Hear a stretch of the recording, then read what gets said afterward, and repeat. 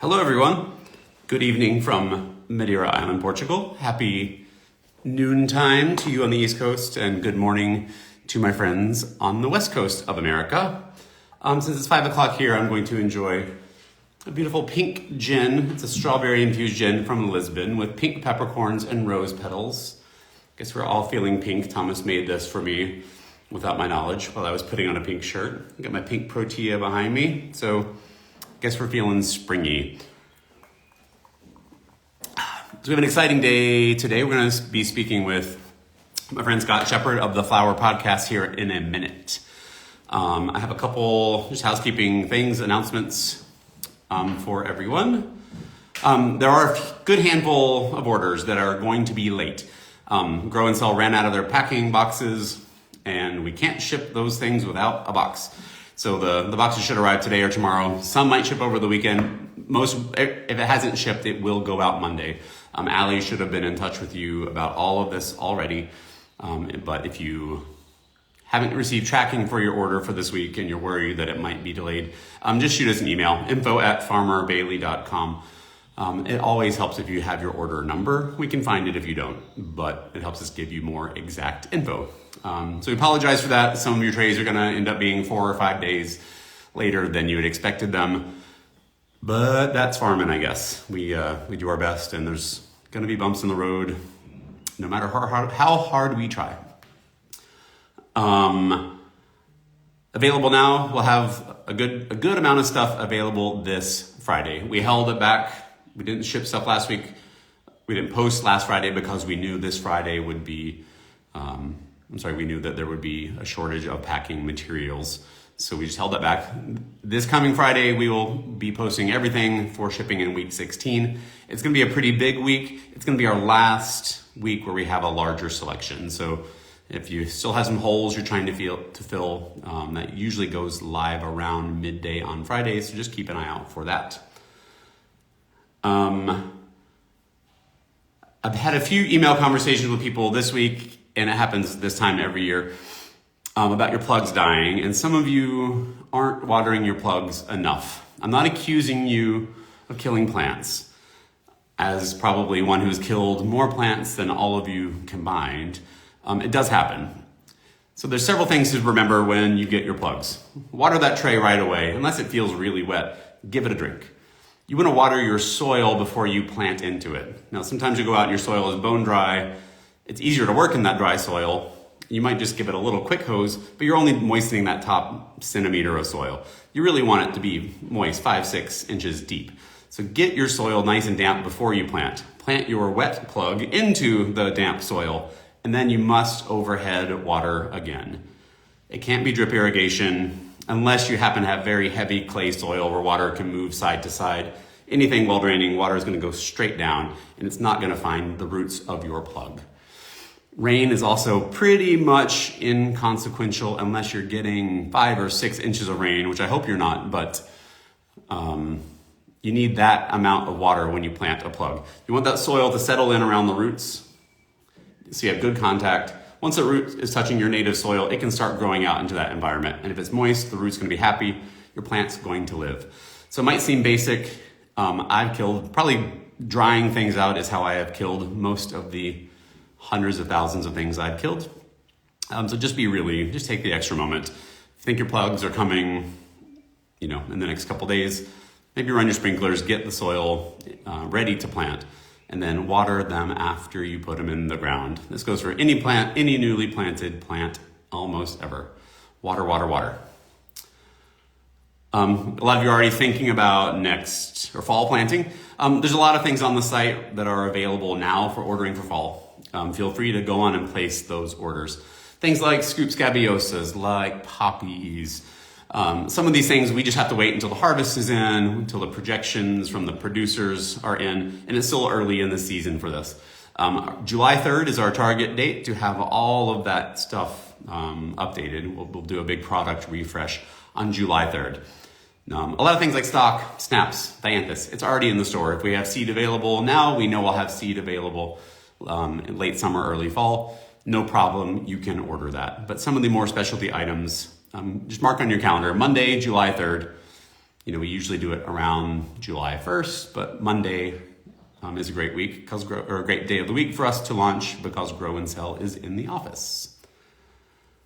All right. As always, if you have questions throughout this process, please send your questions along. I've got Felicia back in the US. She's got a little teleprompter thing worked out for me, so I see questions.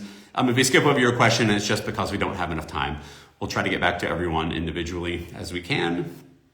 All right, and without further ado, I'm gonna ask Thomas to come and bring Scott in. Hi, everybody. This is delicious, thank you. You're welcome. All right, here we go. Let's invite Scott.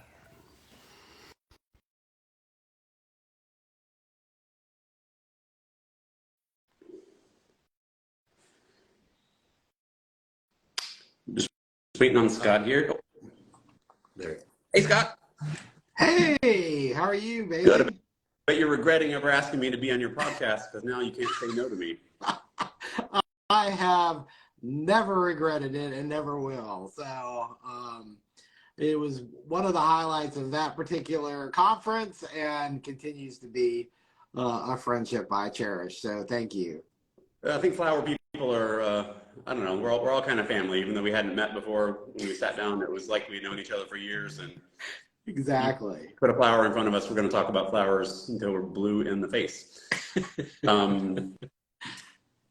Scott, I wanted to, well, we know about the Flower Podcast. I'm sure everyone here listens all the time, which I think is great because you're talking to people in all aspects of the floral industry. Obviously, I'm mostly dealing with the local, American growers. I'm not supplying Colombia or Ecuador or those kind of places. I'm just focused on my American audience. But we're part of a much bigger, multi-billion-dollar industry. We're going to talk about that today. You've been in this business for 32 years? Yeah, sure have. And what areas have you worked in? So I was one of those people that just love everything to do about flowers. And so it was really hard for me to choose an area to focus in on. And have you met Alan Armitage? I have many books with his name on them, but no, I've never met Alan. Well, he was my advisor in college. Okay. And so he was like, okay, Scott, you've got to pick something, you've got to do something. And so I ended up, somebody reached out to him. I ended up going right out of college into wholesale.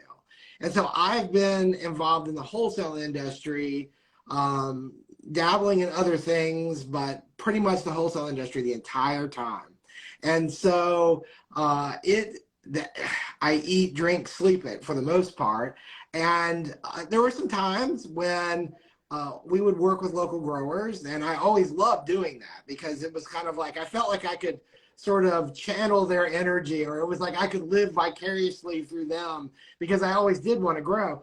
But then there was a time when actually a lot of the farmers weren't growing things that I really wanted. And, things have come a long way then. I mean, we're talking 30 years ago, okay? So anyway, there'd be times where I would even grow. So there was a long period of time where me and my family, we would grow certain flowers that we just weren't able to find and get at the time. Now the podcast came along, we stopped doing that. We do the podcast, and we still are back in wholesale and love it. And I'm so excited to have the opportunity to work with local growers here in Nashville, and some that want to work with a wholesaler, and that's a different level. There's wholesaling, and then there's working with wholesalers, and there's a distinction there, which is a big distinction. Maybe we can get into that later, but anyway, I love everything about it and have really enjoyed the industry overall. So great. Yeah, I mean, I know we talked about this when I spoke with you, I guess last August. But I've been growing flowers since I was a kid. I used to make arrangements for the church altar every Sunday with my gladiolus from the garden. Flowers have been in my blood. I have a degree in horticulture, and then I was a floral designer for many years before I got into farming, which led into this plug business, which I never saw coming. So first of all, I'm going to say, I know we have some very dedicated local growers and people who only use local flowers, and I think that is amazing. As a farmer myself, I have to say, when I was living in Vermont, we only had 90 frost-free days.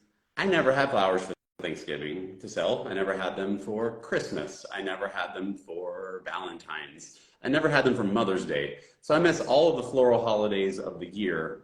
And if I made my florist sign something that they only use local flowers, they would be out of business. So I appreciate the import flower. I appreciate the quality of import flowers.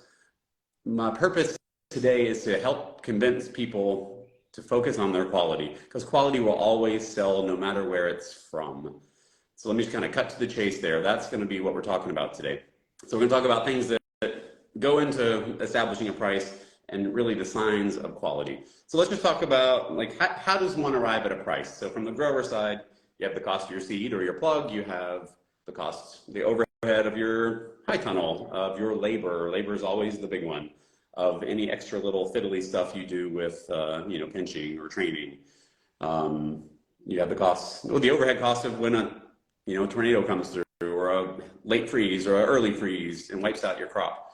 These are all things that the growers have to think about.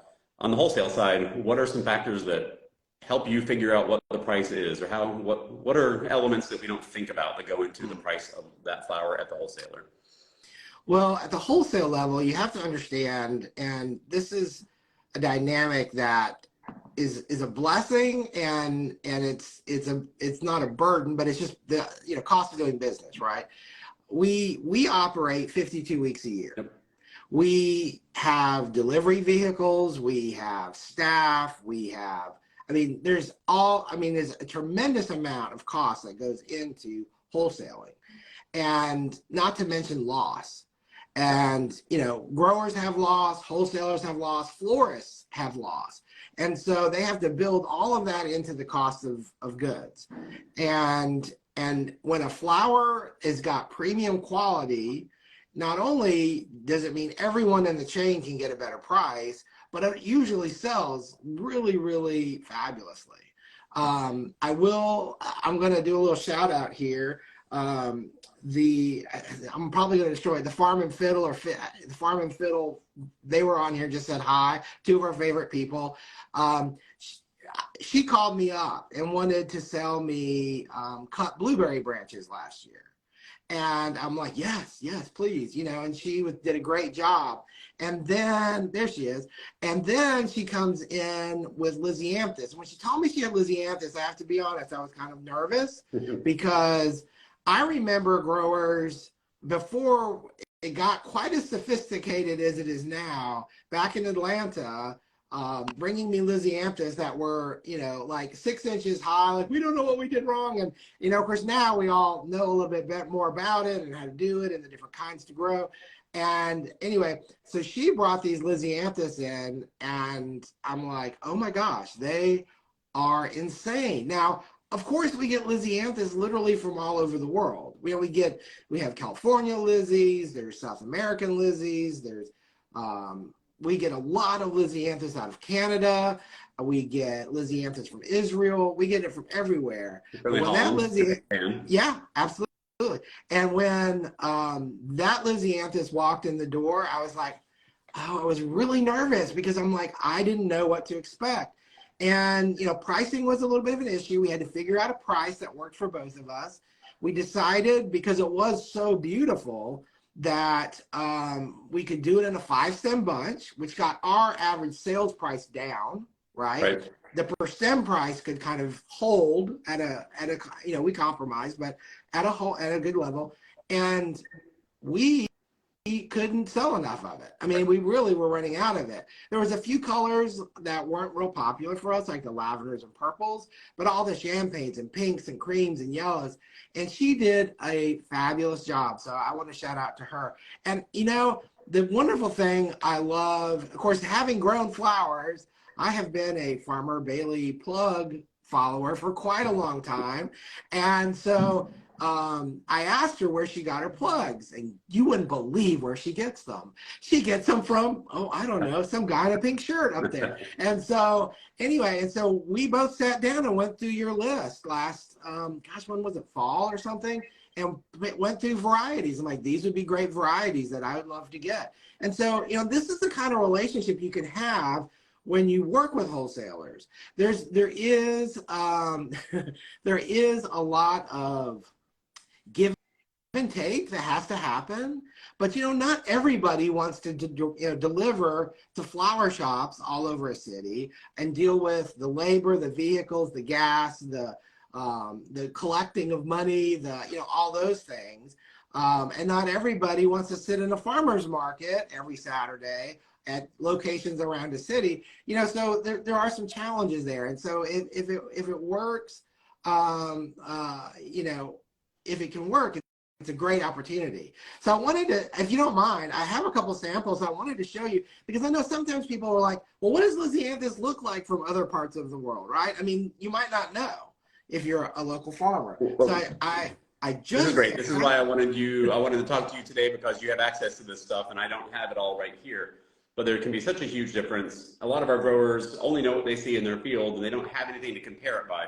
By and large, I know we talk poorly about some of the imported stuff, but the quality on almost everything imported is really quite good. And just because it's local doesn't mean that someone's going to want to buy it when they're accustomed to buying, these long stem, big headed, beautiful things from other parts of the world. So yeah, we'd love to see some samples. So I have a bunch here. Now this is from Canada, and they have an incredibly consistent production. I mean, all the stems are all the same length almost every single time. But I will say that it's interesting, and I don't know if it's day length, I don't know if it's temperature, I don't know why. They don't listen to me, but what I notice is many of the varieties they grow tend to be smaller bloomed varieties. They're not big, like the big fluffy ones we see so many times with local growers. And so, but let me show a stem so you can kind of get an idea here, if I can do it without breaking it. So you can see that this stem has what, 1, 2, 3 well, we've got that one bud. There's 4 flowers there with lots of little buds, but that's a good stem length. And this is from Canada. I could have picked white, I could have picked yellow, I could have picked any of the colors, and they all look very uniform. I will say that even some of the varieties have even smaller blooms. Here, let me pick this flower up. So you can kind of see it's an okay size flower. It's easy to work with for designers, which is a whole nother thing to consider, right? But it's very consistent, and they tend to be a little bit smaller, but beautiful stems, and we do sell a lot of this product. Great. I'm assuming that's Rosa Flora? It is. Okay. Yeah, great grower. Yeah. When I was doing design work, I always knew that their product was consistent and I could trust it. Yeah. Absolutely. I mean, it's really wonderful. So yeah. Now this is a different beast.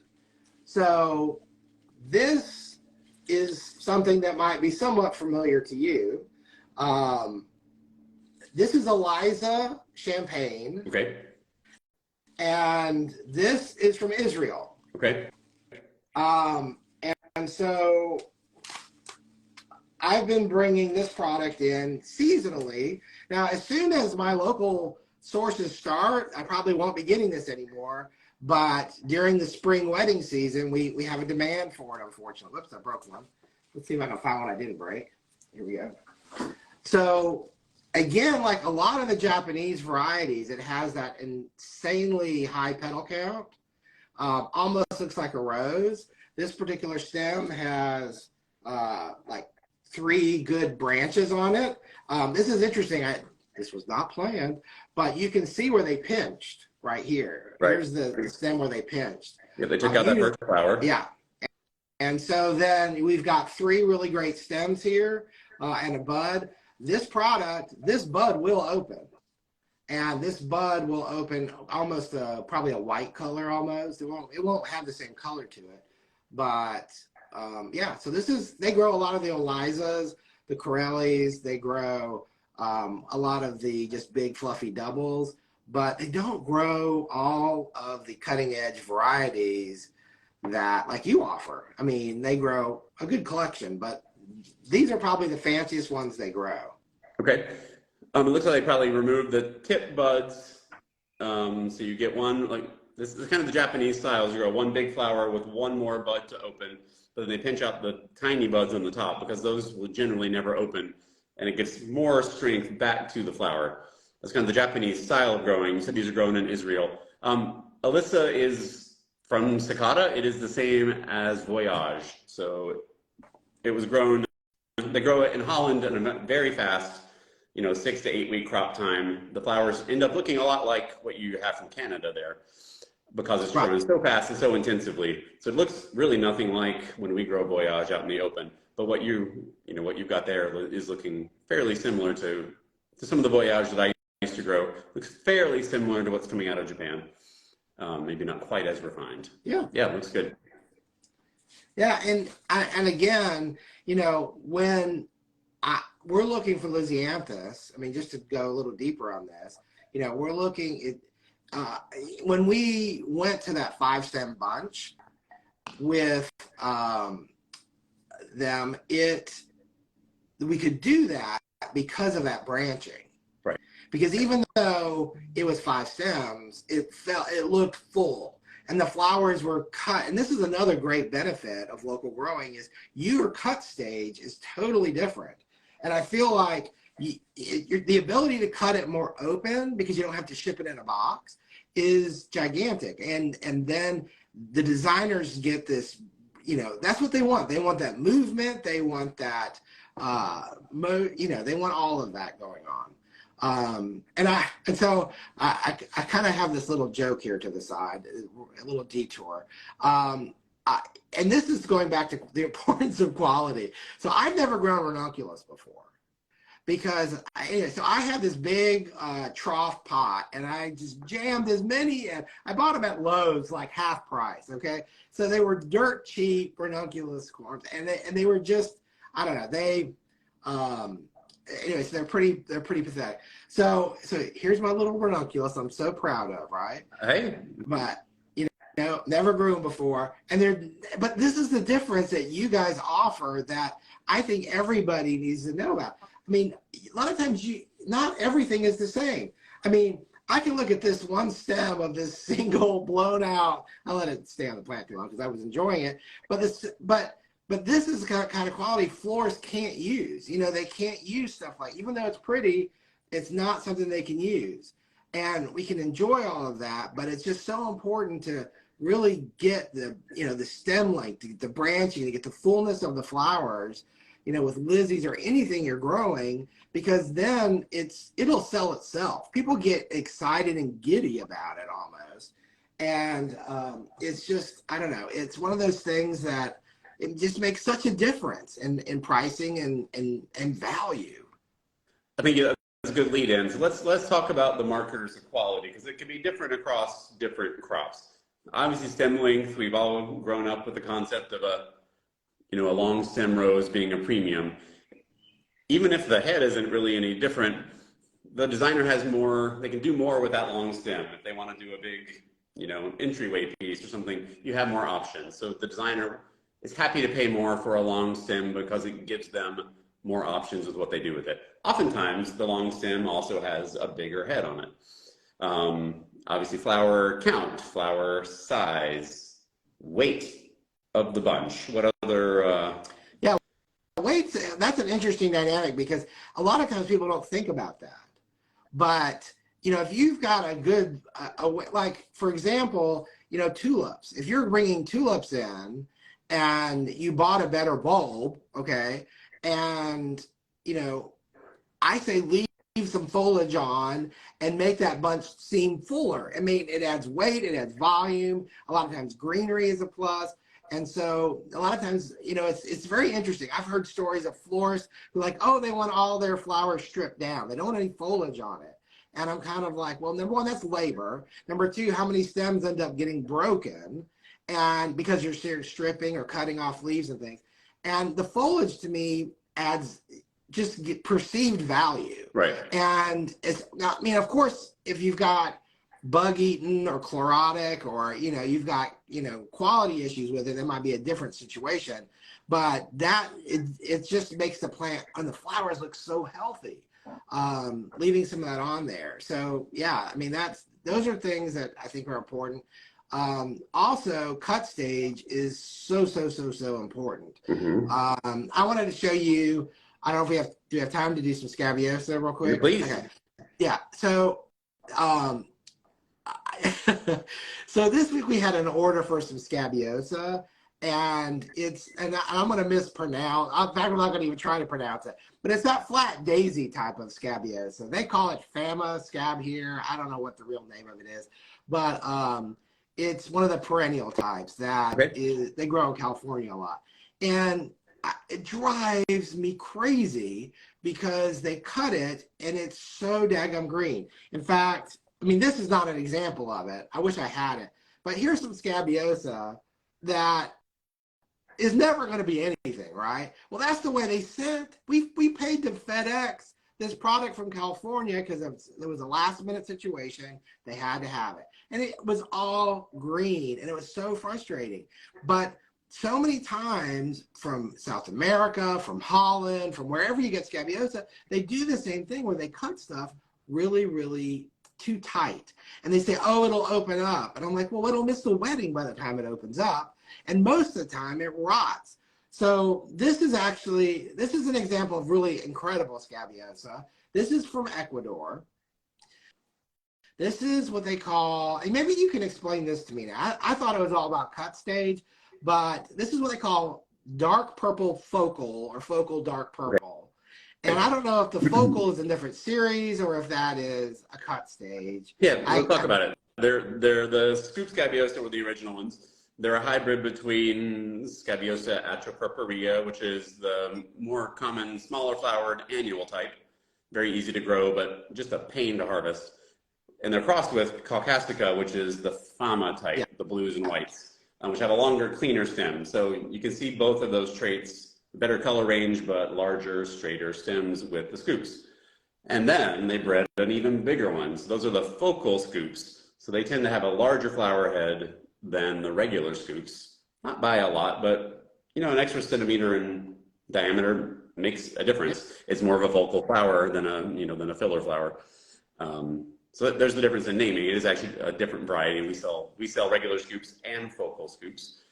So you're holding something that our customers have access to and could grow. Well, the focals, I mean, I love both, but I have grown to love focals more, only because I feel like for the kind of presence that in bridal work and wedding work that people want, I think it just gives more value. And I think, we're talking about, quality and pricing. I think that this can demand more money than a traditional scoop, just because this is really technical, Bailey. It has a wow factor. I'm going to be like Simon here. It's the X factor of scabiosa. And so it definitely has it, and all of them do. I mean, I go back and forth, but if I get to choose between focal and regular, I always choose focal over that, just because it is so incredible. And the stem length is really long. Here's some other scabiosa that I get. And this, a lot of times people, and if you're dealing with wholesalers or dealing with florists, shipping is one of those things that, you can ship scabiosa. It does ship pretty well. But you do have to cut it a little bit tighter.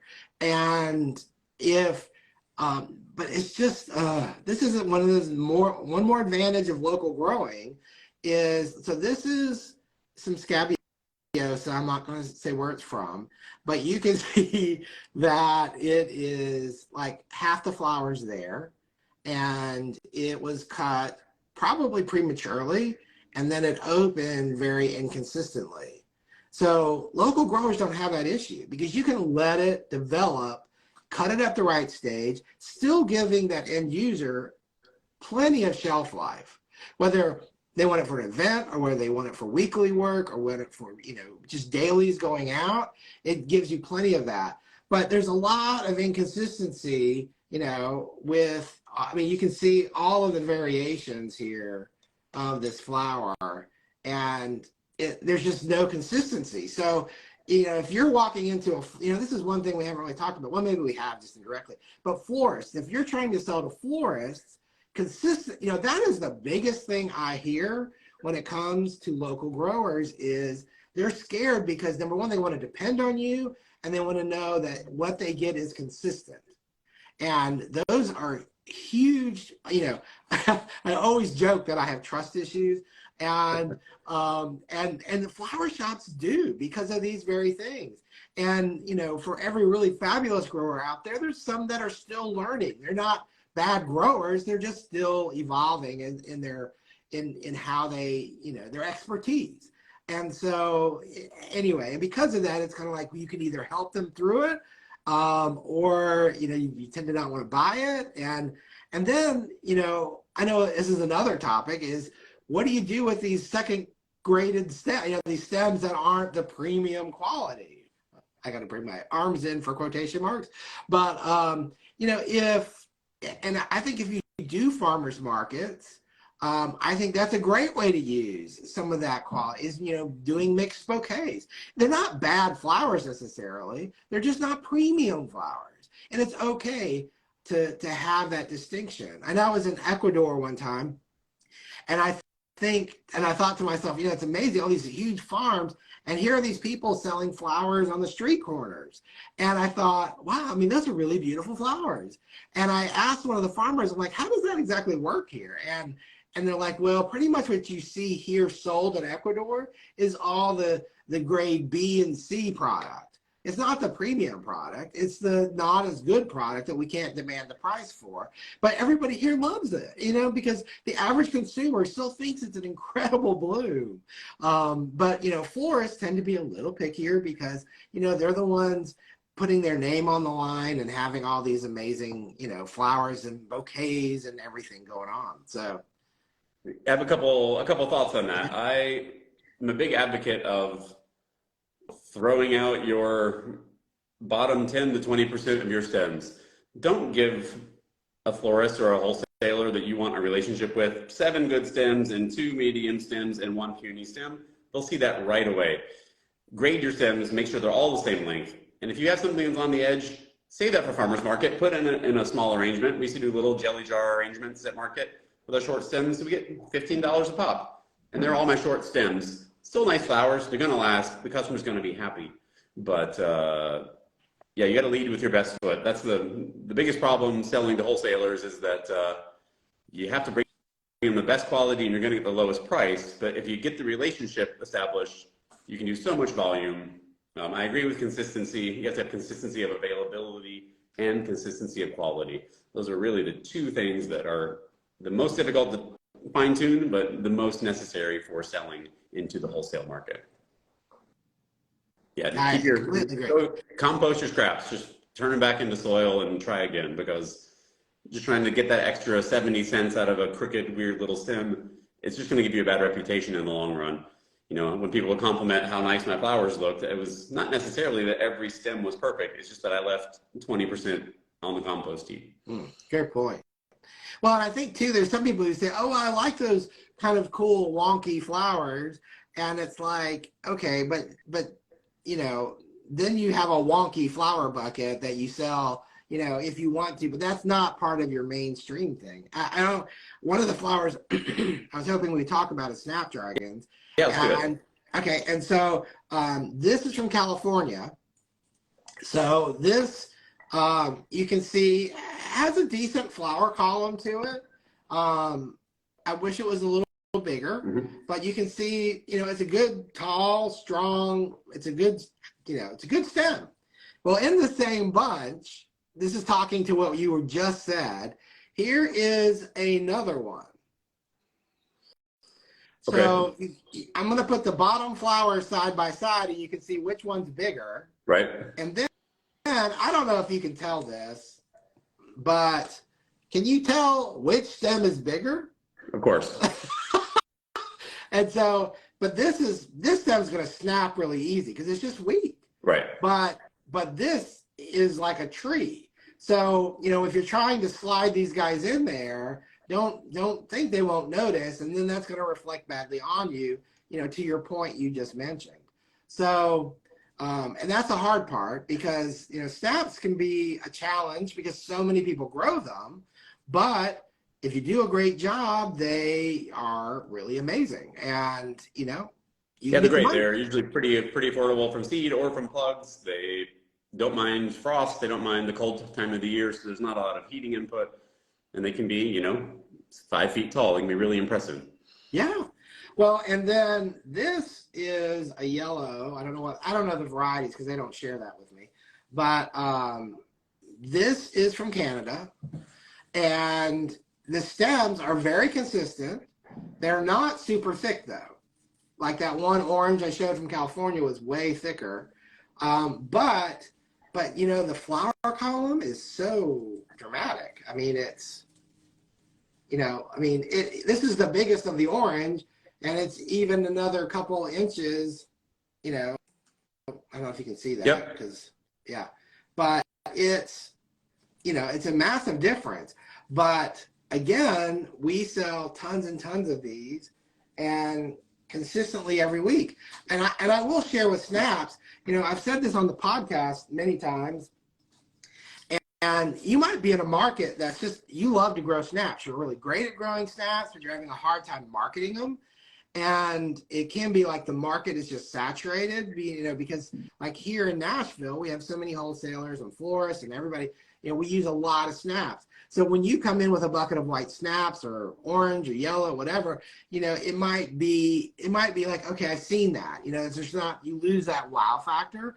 And I talk a lot, and so I'm hoping you sell these because I don't know, but like the Chantilly's and the more open face type snaps, I mean, when people see those, it's different. It's in fact, I had somebody from Alabama come to try to sell me product, and we're talking about product for this year and for next year, and I want her Chantilly snaps. Her peach, it's so amazing. It almost looks like foxglove. Right. I mean, because the color, the stem length, the column of flowers, the open face, and when people see that, they recognize something different, which shifts it over to that premium category where you can get more money for it. Sure. And yeah, so, we sell Chantilly. The Madame Butterfly are some of my favorite because they're open-throated like the Chantilly, but there's 2 or 3 levels of them. So they almost end up looking like stock, but you get them in this whole range of colors, you know, nice tall stem length.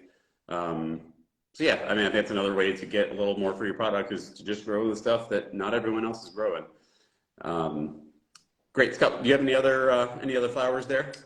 I think that's pretty. Oh, I do have something I want to show, and I don't know if this. I don't know. So this behind me, this is Companionia. Okay. And this is from Ecuador. Okay. And this is one of those crops that it's inexpensive from Ecuador. But I know I'm already talking with a local person here, and even though you might walk into a flower shop, and this is sort of I want to give some encouragement to growers. If you walk in and you say, you know, I've got Companionia, and they're sort of like, well, we already get that. We already, you know, whatever. And, you know, well, what do you pay for it? That's the next question most times gets asked, right? And they give them a price, and it's kind of like, well, and then you're discouraged because it's so cheap. Well, I wanted to show a stem of Ecuadorian Companionia because I put these in this vase too tight.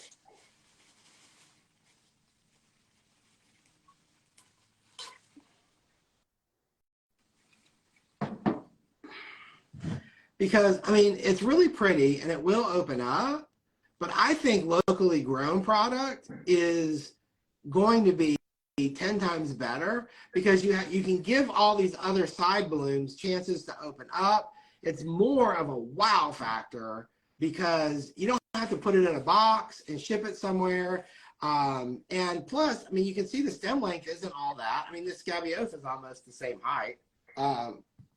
Okay. Yeah, I mean, it's almost the same height. So you can get stem length, you can get branching, you can get more flowers. And, you know, that's just one more example of you know, you can, being a local grower, you can get more money for your product because it's a different beast. I mean, it doesn't have to be the same. Yeah, I agree. Campanula likes it cool. In those mountains of Ecuador, they can keep the temperature cool all the time. They can manipulate the day length and produce it all year long. You know, for us in the US, we have to plant it out in the cooler, darker parts of the year, and then it'll start flowering in June, July. But yeah, I've seen it a good 36 inches tall with just all kinds of side branches. And I think they cut it at the correct stage. You want to cut it just as that first flower is opening because the rest of them are not far behind. But once a bee gets in there and pollinates it, they'll start to actually drop their flower. So yeah, I agree. It's an underrated, underused flower in my opinion. But you are correct. It is available quite affordably on the international market, and you're going to have that discussion with your florist. Now, I was fortunate to deal with a few florists who they set aside, it really depended on the month of the year. You know, if they're doing a February wedding, they weren't planning on much local stuff, maybe some branches or, you know, stuff that had been in the cooler for a long time. But then as the season went along, they would start allocating 60, 70% of their flower budgets for local product. And that was great to work with someone who was just so flexible. She would give me a color range. Here's what I want. She trusted my quality. I could bring her whatever I had in that range, and we just had that relationship. How do you find the person who's willing to prioritize local? Do you get people coming in the wholesaler specifically asking for local stuff, or how do you think what's the best way to promote yourself if you are trying to find someone interested in that local product? It's a great question. I know for us, because on the wholesale side of it, being a wholesaler, you know, we try to create a destination where people want to come to see what we have, and incorporating local into what we do is part of that. I know that it doesn't take very long from the moment we start sharing, oh, we got a shipment of this in on social media, like on Instagram, that people start showing up. And after about, I wouldn't even say 2 weeks. I would say after 1 week, when people start seeing that product, all of a sudden, I mean, I literally will have people there at the door waiting for the grower to show up. And then, you know, the grower drops and leaves and the frenzy begins. And that's kind of how it works. So they kind of find us with that regard. Now, I will say that having grown flowers on that side of it, and you're trying to sell to florists, I feel like a lot of times that is really just getting to know who's in your market, because and it's so much I think it's easier in one way, maybe a little harder in another, but it's easier because, you know, if you start looking through, like, you know, Atlanta wedding florists, for example, and you start Googling that and you start seeing names, well, you're going to get probably what, like 300 names, right? But if you start kind of going through and say, okay, I want to check this person out on Instagram, see what kind of work they do, see what kind of flowers they use, because that's going to tell you a lot. I mean, if you see this, and this, I'm not trying to be judgmental or anything about that, like that, but if you're seeing sort of the basic 20 flowers in their work, they're probably not the right fit for you. They're not gonna, but either they aren't confident and they tend to lowball, you know, they got lower budget weddings and they trying to fit that, or maybe they don't know the flower. I mean, it's real possible that, you know, like Companionia, like they might not know what it is. So, I mean, there's an opportunity there, but that's probably not the person who's going to sit here and buy, you know, 50 bunches of flowers from you, for example.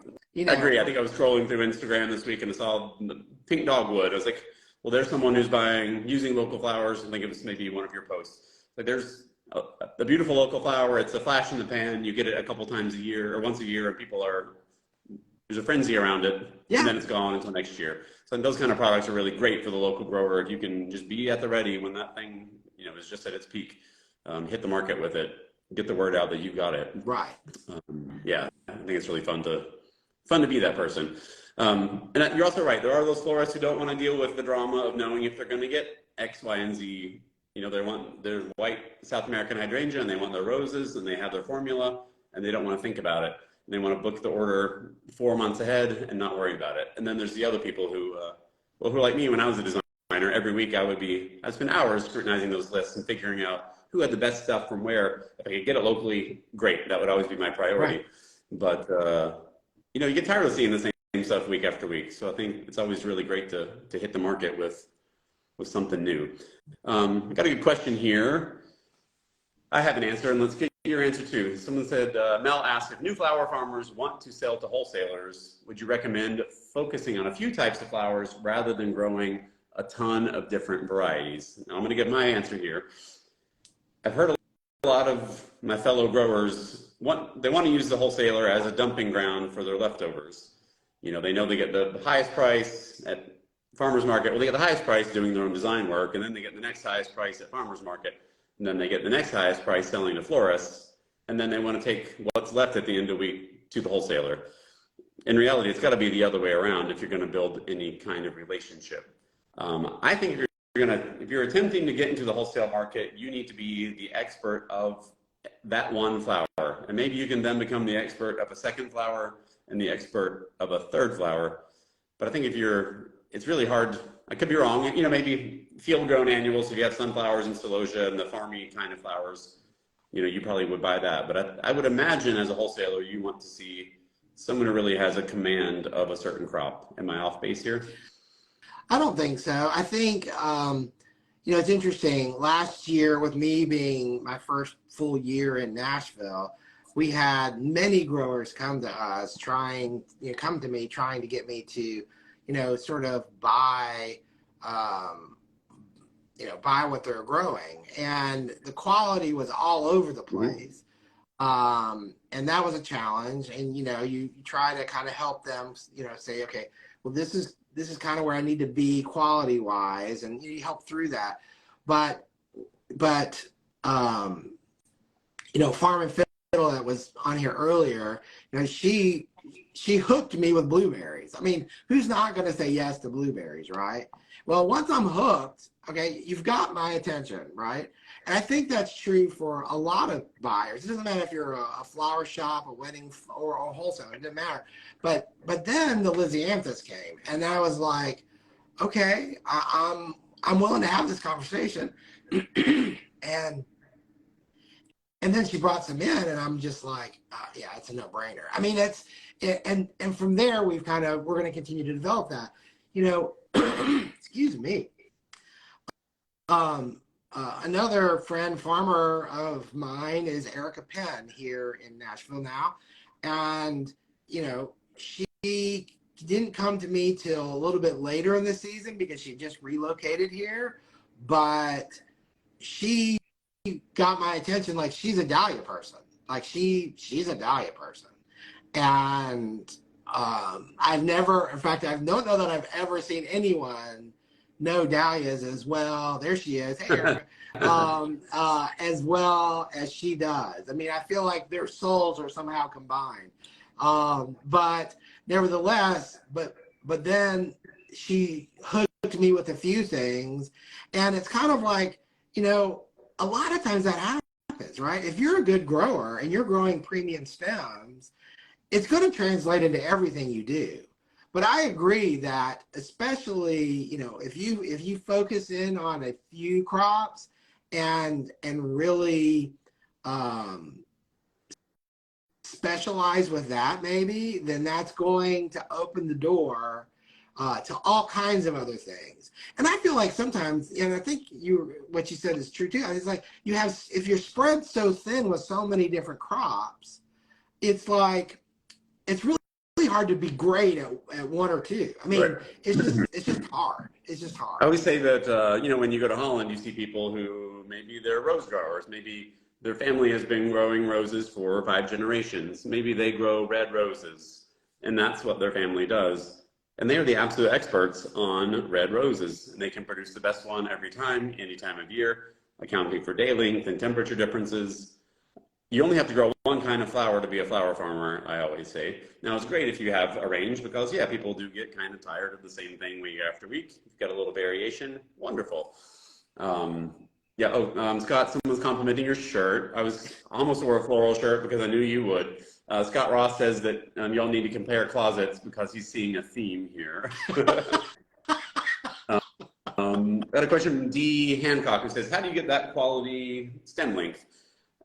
It's going to be different on every crop, D. The one thing I will say, I think it must have been an ASCFG meeting, probably, I think talking around stock, because stock can be glorious and it can be just trash. Sometimes if it's too hot and too dry, it's going to be this scrubby little stuff, which I've grown many times.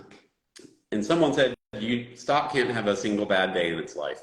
And I think as growers, we need to understand when our plants are having a bad day and, you know, fix that before it happens. Kind of like I was talking about watering at the very beginning.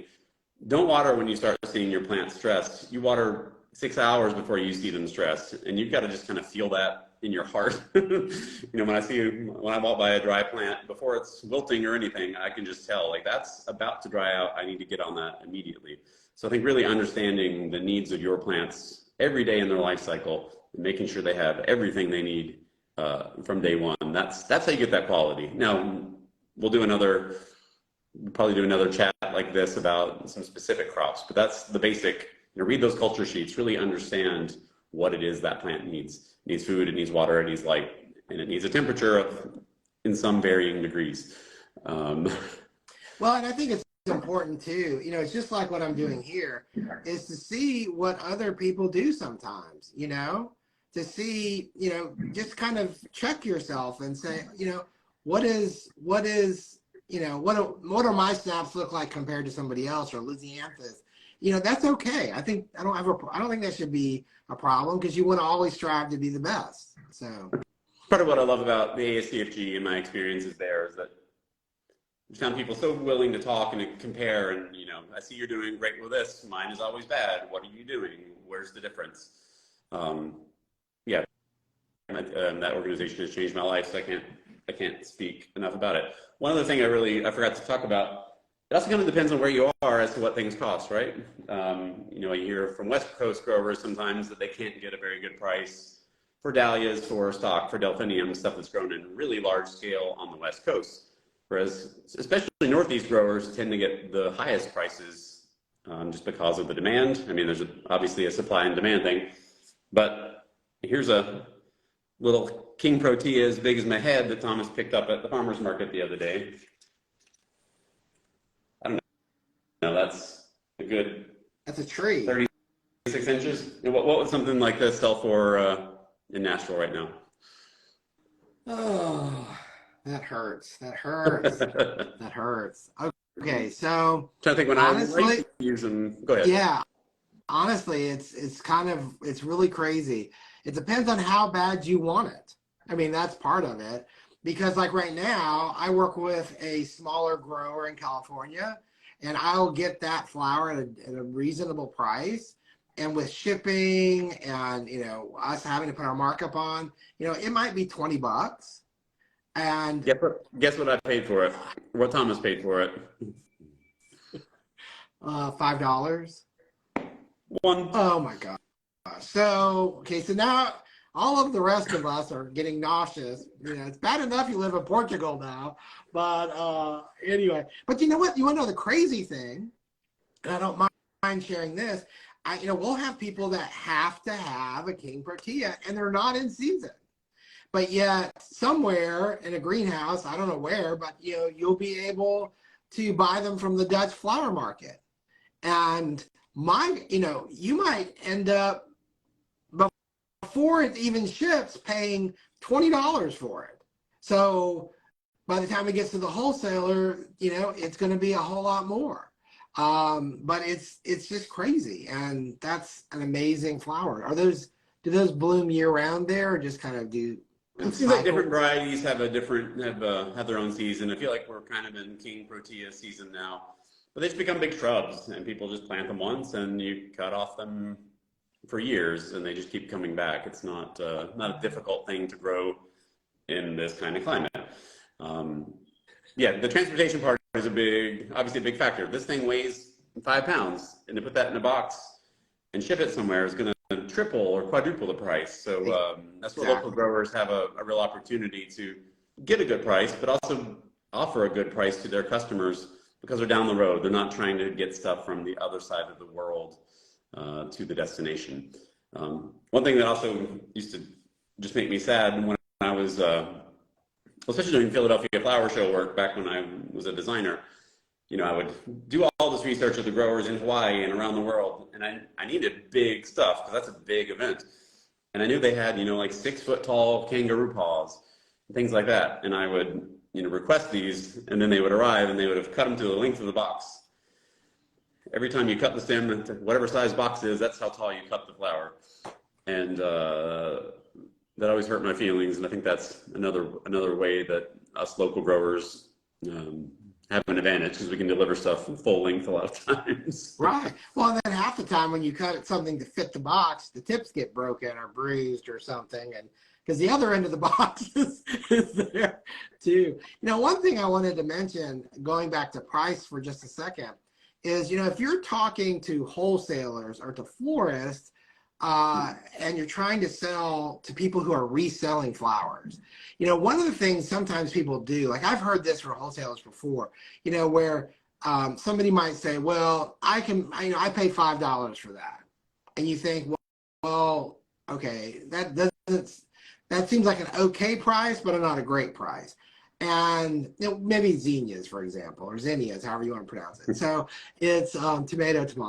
But I'll say that with a lot of flowers, though, if they're flowers like Lizzie's or Snaps or things that are bringing in, don't you maybe ask that question? Does that include freight? Does that include box charges? Because a lot of times people want to quote a price to lowball a local farmer, and they're not armed with the right questions sometimes to really know. Okay, yes, you might pay $5 for that product, but by the time you add freight, box charge, now drayage, now fuel surcharges with holidays, when you add all of that, that same product might actually now cost you $8.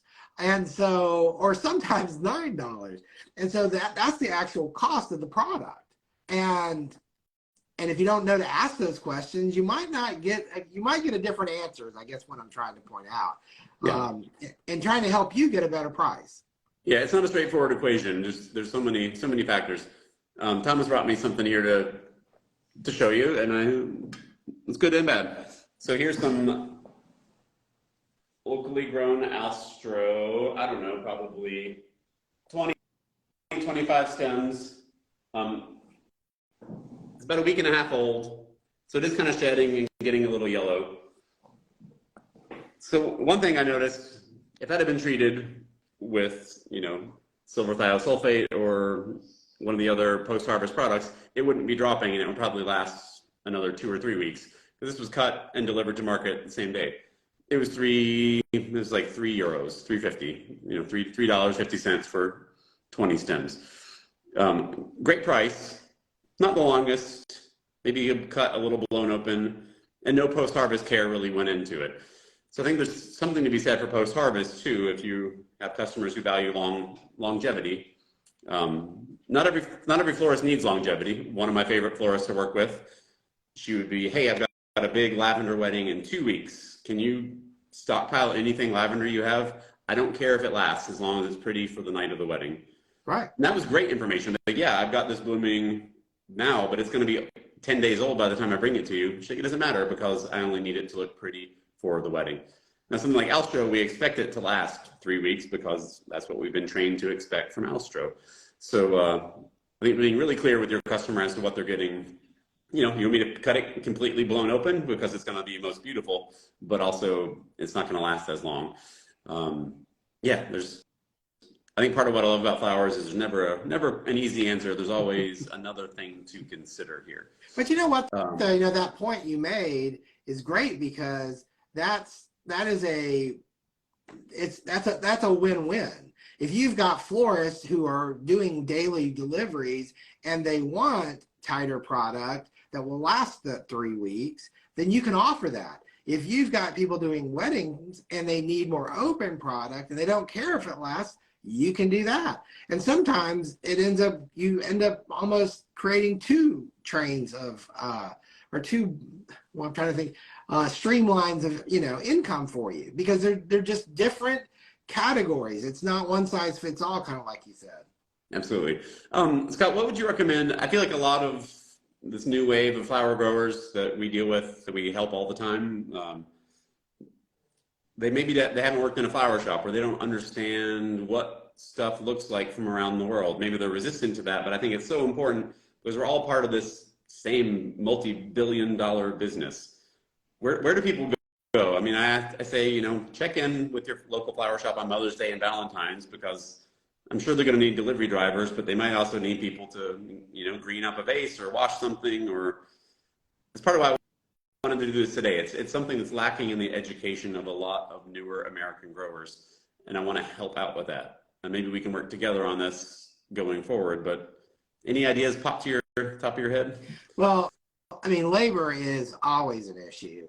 I will say that if you're interested in providing that kind of labor, sometimes your local wholesale house is a great place to say, hey, can I just give you my name and number? And if anybody needs help breaking down events or setting up events or doing cleaning vases, whatever that is, I'm willing to work, just a day here and a day there, and as like a freelance kind of laborer situation. And flower shops always need people, but I know like this weekend coming up, I've got 2 customers that each have huge weddings, and normally their teams kind of float back and forth, but when it happens where they both have it on the same weekend, they're scrambling for help, or I get a text message saying, do you know anybody that can help? So there is kind of a place for that. And sometimes a local wholesaler, I know in Atlanta, we used to have a list that we would keep where people called in. We like, well, here's the list. You can feel, and we didn't vouch for them. We didn't say they had design experience. We didn't say what, but a lot of times if all you're trying to do is kind of get in there and kind of see how it works, we've had somebody guest on our podcast that, I remember one in particular that started off sweeping floors at a flower shop. They just were trying to get in to see, what, is this something I want to do? But if your motivation is to kind of see, how does that work? How do they process flowers? How do they, do they open them? Do they keep them in coolers? How do they design with them? Yeah, I'm sure especially some of the bigger shops, and you have to know, they get a lot of phone calls from people who say, I just want to learn. I just want to be a sponge and all this. And flower shops don't always want to deal with that because number one, they think they're training their competition, right, which is a little short-sighted, but it is still a valid point. Number two, they're running a business. They don't have time to indulge sort of a hobbyist, mindset. But I think if you're willing, especially like you mentioned at a holiday like Mother's Day, you're willing to do the deliveries, you're willing to green vases. I just want to work 2 days. Can you use me for 2 days? You might learn a whole lot. Maybe stuff you don't even want to know in 2 days. So always one of my least favorite parts was doing all the processing and stripping and getting everything into water when it arrived from the wholesaler. And that's usually a Wednesday activity, maybe a Thursday morning, only for a few hours. So sure, you might be busy farming, but maybe you can set aside that time. Be like, hey, I would like to come and process your flowers. I'm a farmer and I'm trying to learn more about what import quality flowers look like. Yeah. Would you have me? Because I think everyone would jump at a chance to have someone who's willing to just open up bunches and get them in water. Scott, I have one more question. We went a little bit long, but I'm having fun here. Yeah. What products do you think more local growers should be thinking about growing? We touched on Lisianthus. It's the biggest thing we sell.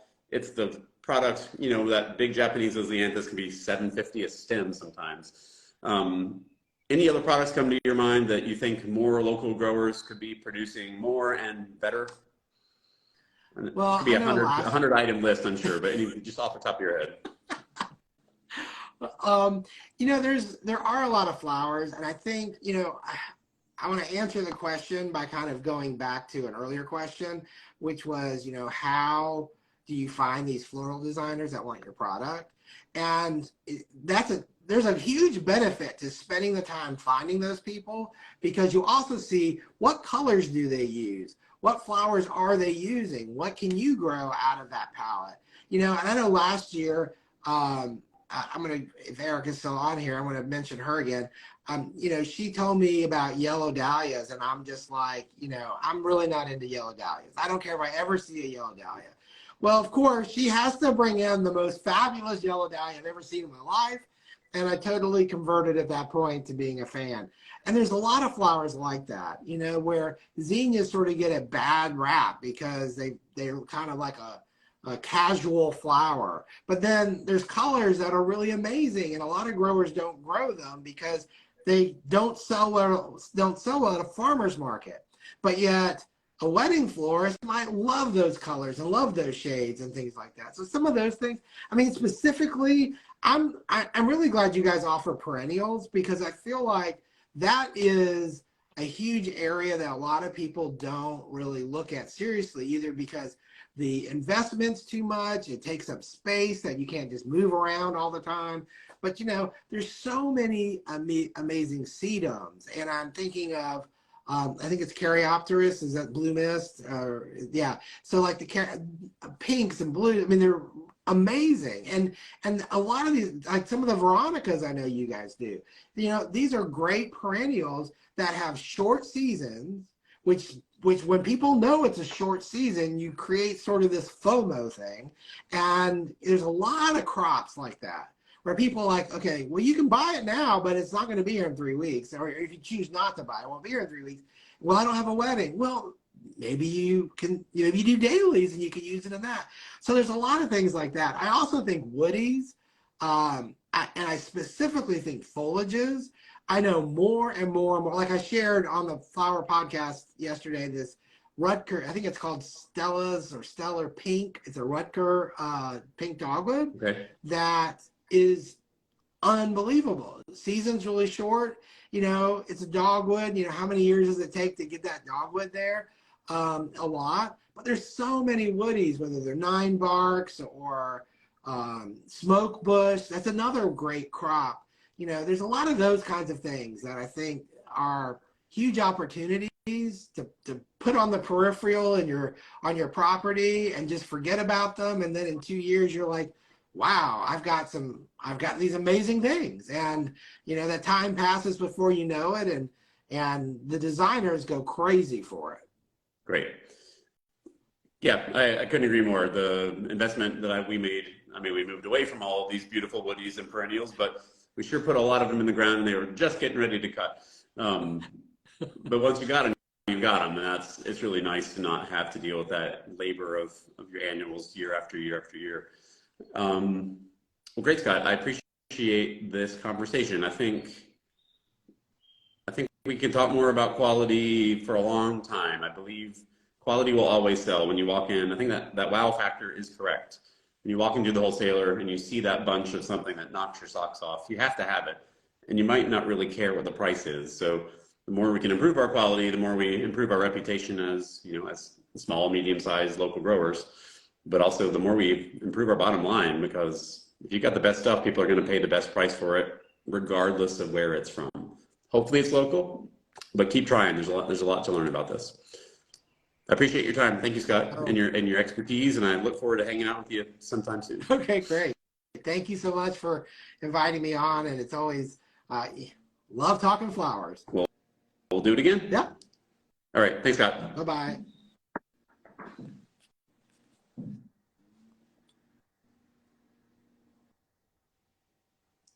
Oh.